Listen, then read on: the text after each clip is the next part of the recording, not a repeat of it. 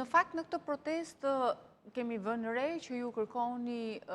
që Rama të shkojë në burg, pra ju një zëri të gjithë qytetarët, por nuk e keni përjashtuar as liderin e Partisë Demokratike, Sali Berisha. Pse dhe opozitën e keni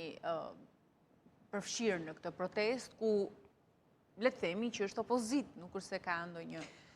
Rama në burg, Berisha në burg, ka qenë refreni që ka filluar të këndohet, e më pas u shpërnda në gjithë protestet që nga ditët e para. Unë e shoh në dy këndvështrime, së pari e shoh si një hetim ndaj dy politikanëve më të fuqishëm që ne kemi pasur për 36 vite, dhe kur themi Rama në burg, Berisha në burg, në do me thënë që ne jemi populli që vendosim që këta duhet përfundojnë burg, por është një kërkesë për institucionet e drejtësisë që këta dy persona të cilët kanë përfaqësuar kokat më të mëdha të pushtetit për 36 vjet duhet hetohen.